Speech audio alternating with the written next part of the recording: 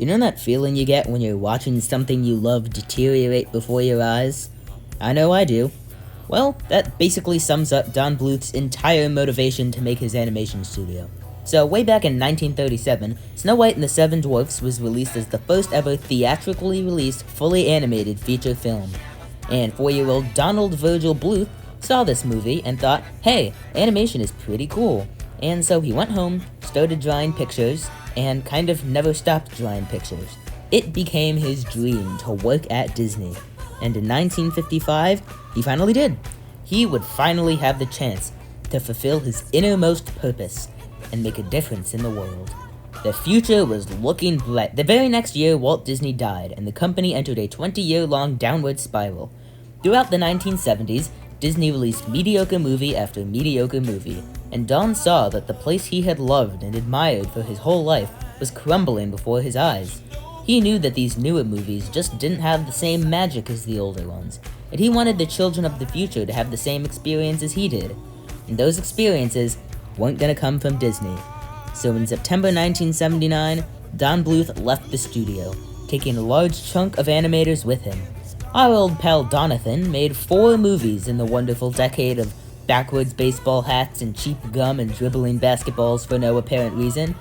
They are, of course, The Secret of NIMH, An American Tail, The Land Before Time, and All Dogs Go to Heaven.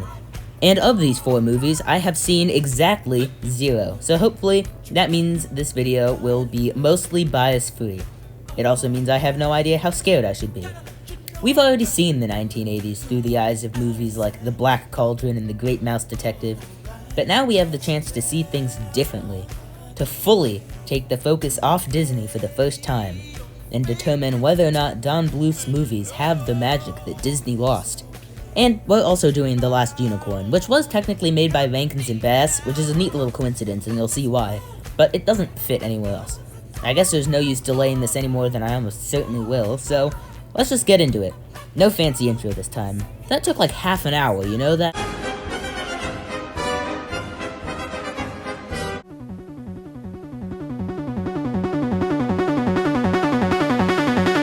This movie is really good, and it is also really weird.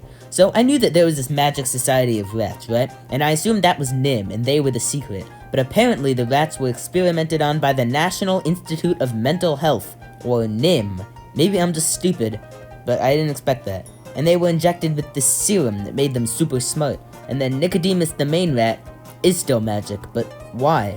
I don't know, but this has kind of totally changed my entire perception of what this movie was. I thought it was gonna be like medieval fantasy, which fair enough, because I've been trudging through the Wheel of Time for the last month and a half. I'm on book 4. But it turns out that it's way more creepy and dystopian than I thought. And the craziest part is, I don't think it would work as well if all the rats were magic. Because the whole reason the rats are in the story at all is because Mrs. Brisby needs them to help her son, who's sick with pneumonia. And you don't need magic rats to do that, just smart ones. Which they are. Magic just adds too many questions. And the rats do actually help, although it gets sabotaged and Nicodemus gets smushed. By the way, this movie is so dark, I totally get why Disney didn't do this. This movie is just really shockingly good. Mrs. Brisby is one of the best characters we've seen in, honestly, this entire series so far, just because of how much she cares about her children and how willing she is to put herself in danger for them. Even the children themselves don't get on my nerves as much as I thought they would, although that Auntie Shrew is really annoying. She's the only bad part of the whole movie. Even the bird was fine. The villain seemed a bit unnecessary, but at the same time there had to be some sort of conflict, so I feel like even that can be excused. I don't have any issues with the animation either. Even though they did have to resort to older technology to save money, the backgrounds still look like paintings, and the magic stuff in the Underground Rat Society and all the designs for the rats are all good too, and the plot. The plot is kind of, sort of, absolutely insane, but it was still paced surprisingly well. And even though they were throwing a lot of stuff at you at some points, I never felt like it was too much, although maybe that's because it's just a kid's movie. And just like with The Adventures of Ichabod and Mr. Toad, I was willing to watch this movie again right after I finished it. Of course, I still think Ichabod was better, but I have no problem putting this movie in second place, below Ichabod and above Cinderella. Just watch this movie. I don't really know why it's so good, but just watch it already. I really hope the next one is as good as this one, because the way things are looking right now, Disney is falling behind. I hope I don't regret saying that. But before we actually get to the next Don Bluth one, we have to do The Last Unicorn, that Rankins and Bass one. Well, hold on, that's what the next segment is for. I'm alive.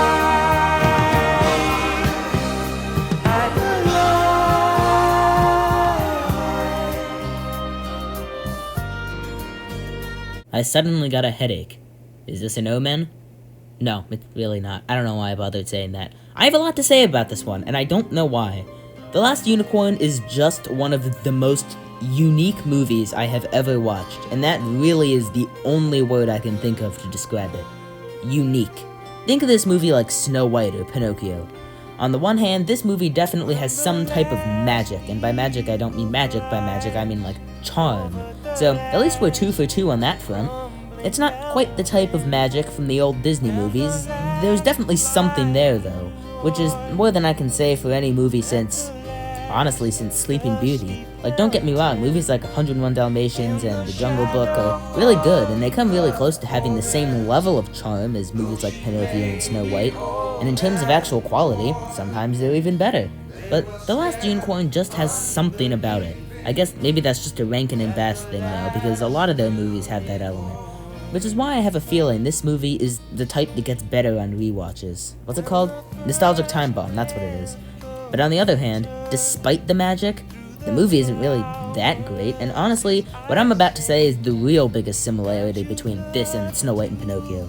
The magic thing is totally subjective and coincidental, and I get that. What I want to talk about is the fact that all 3 of these movies, and you know what, let's extend it to Bambi too, all 4 of these movies kind of share the same problem.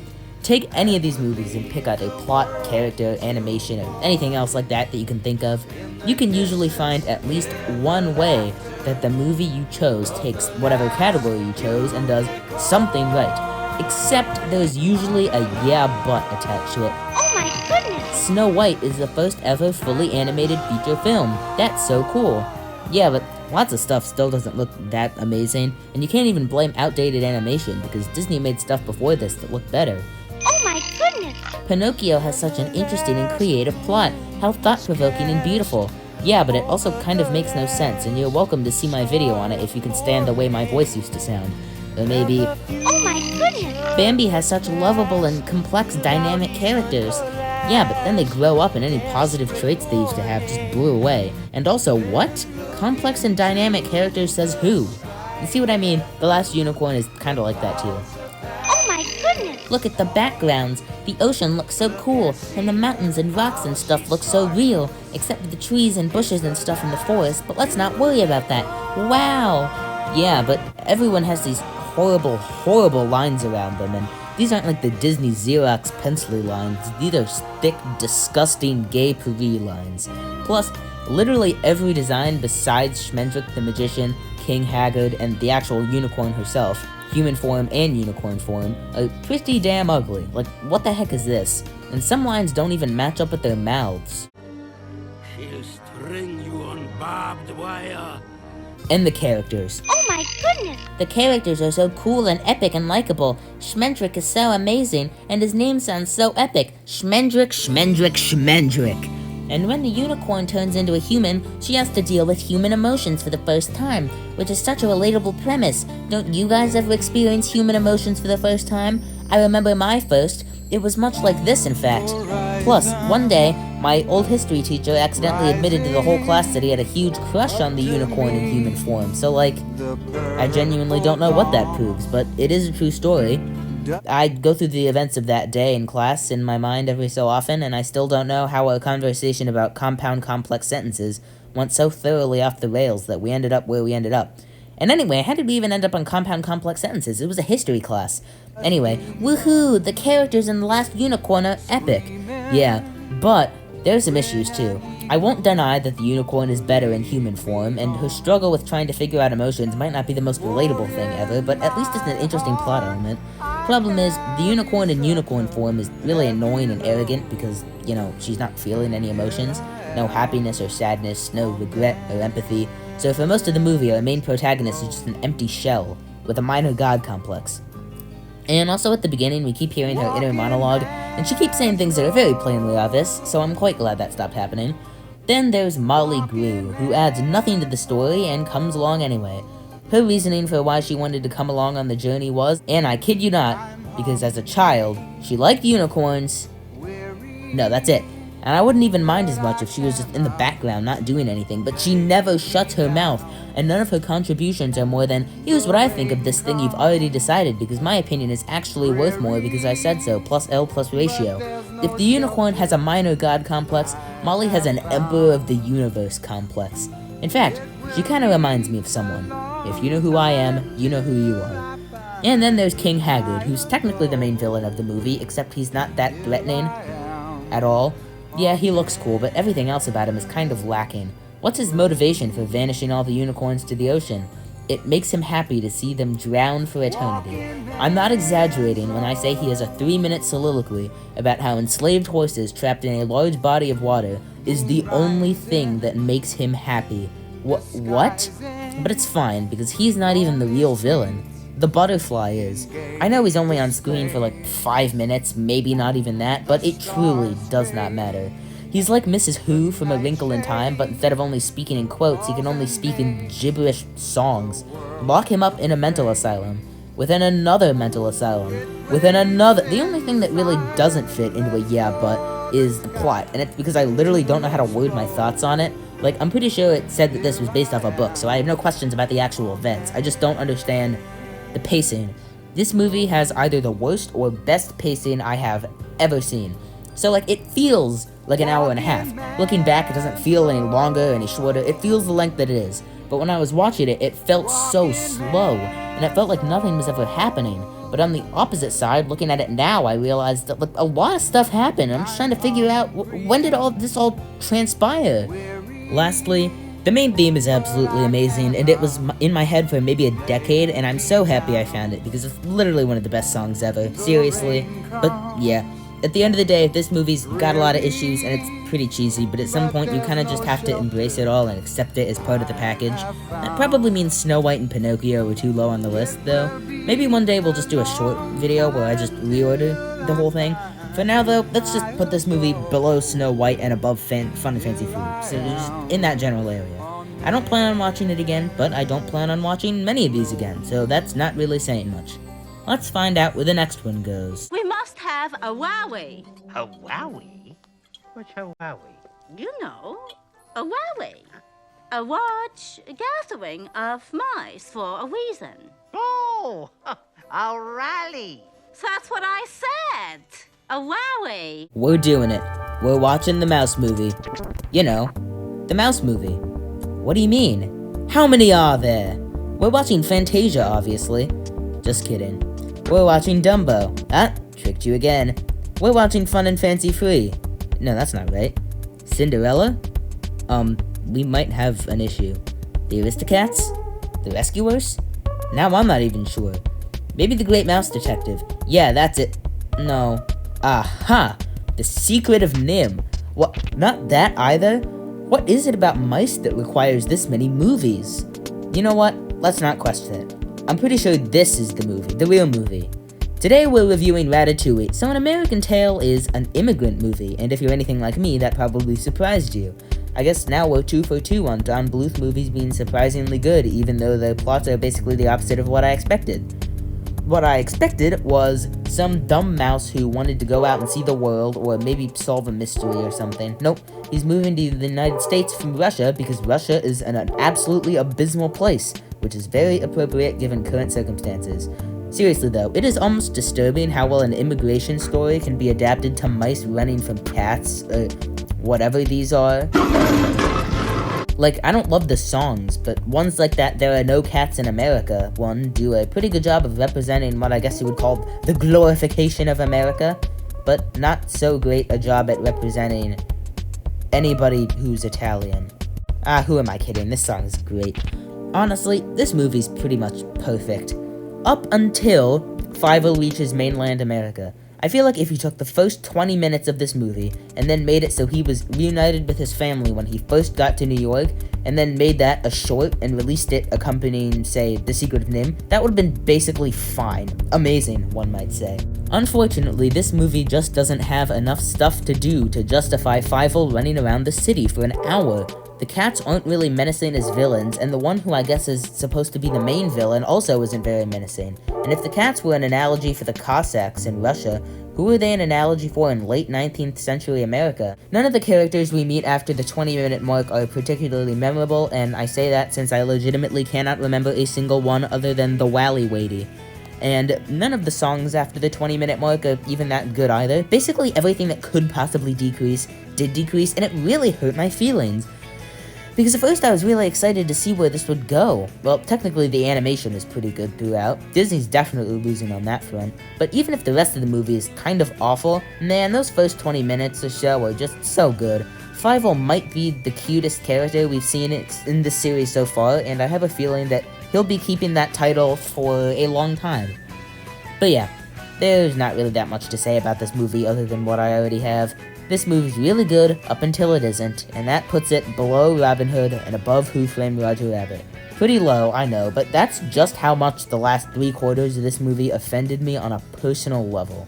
Take my advice and watch this movie up until that Statue of Liberty bird puts Fievel on his back, and then pretend that it dropped him right in front of his parents, and then skip to the ending part where they reunite, and watch that, and pretend you're watching it as a short before The Secret of NIMH. I'm saving an hour of your life here. Do something useful with it.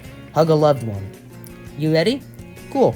On to the next movie. But I am all alone. I am. This movie was released the same day as Oliver and Company, so not only are we officially caught up with Disney now, this was such a Chad move on Don's part because he knew perfectly well that people think dinosaurs are more interesting than cats, and he somehow made that not the case.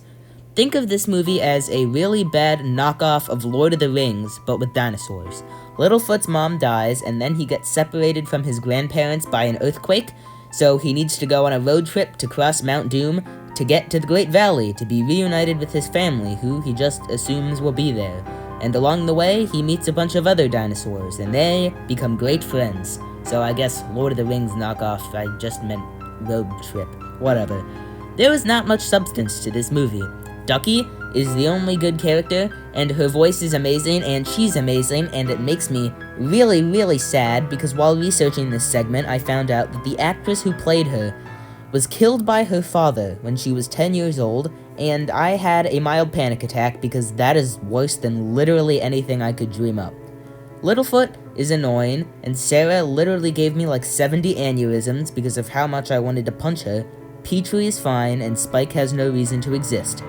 So, instead of having a charismatic cast of characters that embark on a great quest to save the world, we have a detestable cast of characters that embark on a quest that's mostly filler to go do nothing, which affects nothing because it's nothing. Thank God this movie is so short. This movie is also kind of like The Lion King, and I say that because they reference the circle of life, and because Littlefoot looks up at the heavens and talks to his deceased parent who's in the form of a cloud. The Lion King is just way better. And apparently, this movie was based off that dinosaur short from Fantasia, so no wonder it turned out the way it did. But I do have one major compliment for this movie, and that is the animation. The Don Bluth movies never really went through the Xerox phase that Disney went through, so we get to see the cool backgrounds kind of throughout. Most of the designs are good enough. I mean, they're dinosaurs, so you can't really mess it up, but still.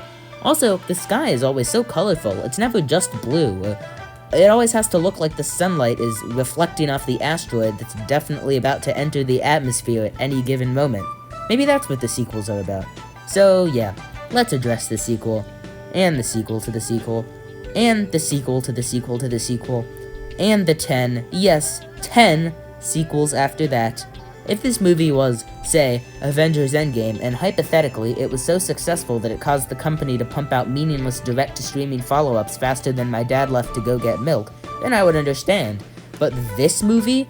How? The other Don Bluth movies have sequels too, but only one, which is Plenty, which we'll see in the 1990s Don Bluth video, but this? 14? I will not touch these movies as long as I live.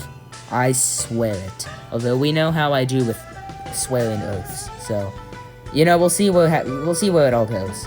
This movie goes below Robin Hood and above An American Tail, and honestly, I am really sad about this.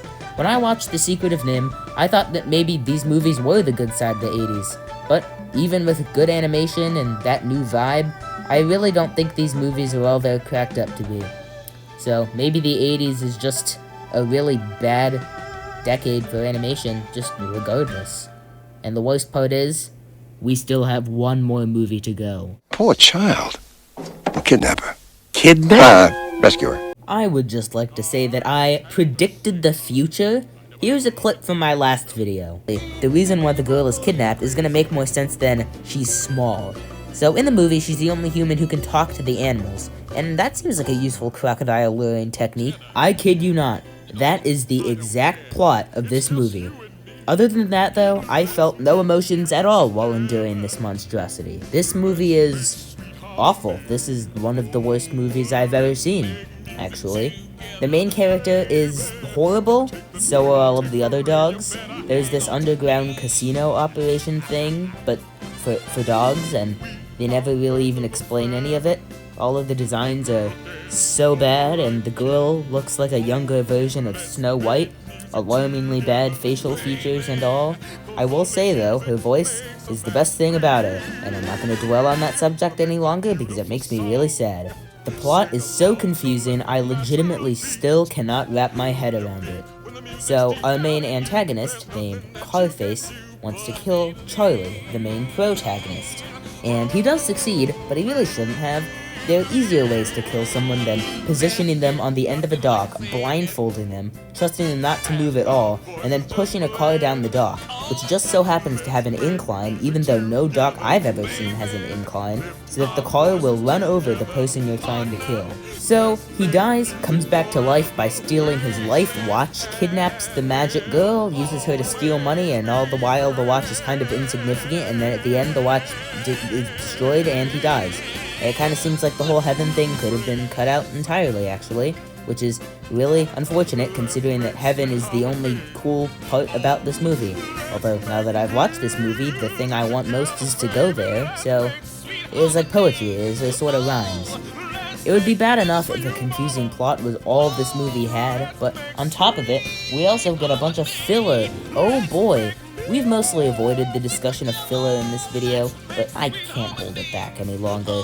We meet a crocodile with giant lips that sings out of an oyster. I mean, what the actual hell is going on? Oh yeah, did I mention this movie is a musical? Well, it is, and you have no idea the sense of dread I feel every time I realize they're about to start singing again. And by the way, I have no issues with musicals, as long as the music is good. You know, in those classic Disney Renaissance movies that actually hadn't come out yet at this point in time, you got the intro song, the I Want song, the villain song, the love song, all those epic songs. But what good are they when we could have a song called Let's Make Music Together, where they sing about making music together, sung by an immortal dog and a lusciously lipped lizard. Let's just ignore the tried and true song types from musical theater of centuries past. Let's just sing a song about singing songs. You having fun yet? But hey, there are two things I liked about this movie. I like the cool transitions they do, and more importantly, I'm pretty sure they say whorehouse in this movie. It doesn't make sense out of context, and it makes even less sense in context, because there simply is no context. Whorehouse. Definitely whorehouse. Can't possibly be anything else. Nope. But not even prostitution can save such an abomination of a film. It goes below the Three Caballeros and above gay poo. Yes, we have sunk that low. Between this and She-Hulk, heaven is looking like a nicer option every passing moment. Ugh, we did it. You know, when I started this whole thing, watching The Secret of NIMH, I was so excited. I seriously contemplated whether or not Don Bluth Entertainment could be better than Disney, but after that it was just a downward spiral. How is it that the best Don Bluth movie is better than the best Bronze Age movie, and the worst Don Bluth movie is worse than the worst? And then The Last Unicorn was just in that strange ethereal realm along with Snow White and Pinocchio and all of them. And that's really all I can say about the Don Bluth movies from the 1980s. I highly recommend The Secret of NIMH and the first 20 minutes and last 5 minutes of An American Tail. Watch The Last Unicorn if you want to be utterly confused about the meaning of life for the next 3 days, and the rest of it you can just abandon in the woods somewhere. Turns out that this video just confirmed what I should have suspected from the beginning. The 80s have no redeeming qualities. So what's the next video about? Well, now that we've finished the 1980s, it's time to move on to the 90s, right? Actually, no, because it turns out we actually haven't finished the 80s yet. In fact, we haven't finished the 60s or 70s yet. You see, there's a genre of animated movies we've been ignoring up until this point, and I was hoping that we'd be closer to December when we did it, but unfortunately, summer allowed me to temporarily speed up output.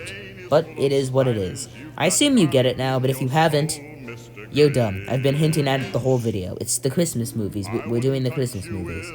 But, like, since we've entered the dark times of the year, aka the school times, it might actually come out during Christmas. We'll see. For now, subscribe, and goodbye. In your smile, you have all the tender sweetness